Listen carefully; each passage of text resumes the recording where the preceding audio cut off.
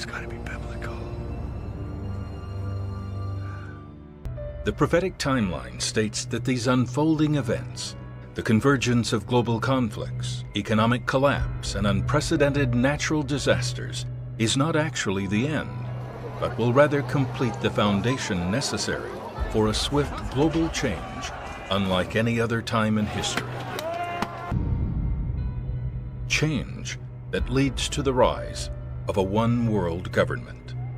Revelation talks about this idea that there is a type of global government. And we see in our world of instability where there's this desire to link one another for safety, for security. When all of these things converge, the world will cry out for peace and safety. They will want to be protected. They will want economic freedom. They need a new world order. There's a sense in the world by many people that there are so many different areas currently spinning out of control.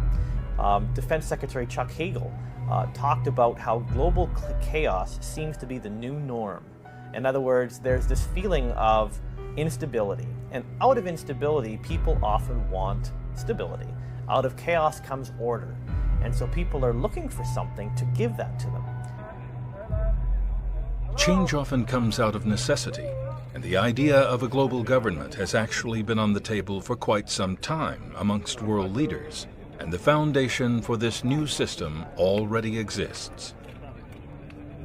The best example of this today is the United Nations, which was formed in 1945 as a response to World War II and the outcry to prevent such atrocities from ever happening again. It was believed that if the world can work together, we could end conflict and instability. An idea that to this very day, many leaders and elitists around the world take very seriously as the only long-term solution for humankind's survival. And the very concept has been changing the political landscape for decades, whether you know it or not. So the only solution, logical solution, is actually part of the prophetic timeline. It talks about a one world order or one world government. It doesn't mean that there's going to be one nation on earth. All the nations will still be there, and all the presidents and all the cabinets will be there. However, there will be an overriding authority, an overriding law that will apply to every single nation. Think the idea is nothing more than a radical conspiracy theory. The system is already alive and well in the form of the European Union. Conceived and formed in the name of mainly financial stability, many European countries have united together while retaining their own leaders, cultural influences and borders, however adopting a universal new currency to share amongst them. More importantly though, they created a new court system and authority that can supersede the will of each individual country.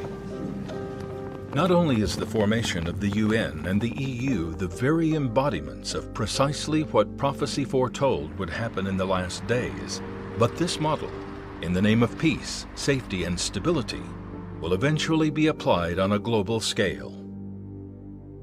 And there's a sense that we're ready for it, whereas in the past we might have been more independent, more free, but now, because of the world situation, we're willing to accept a new order, a new way of doing things.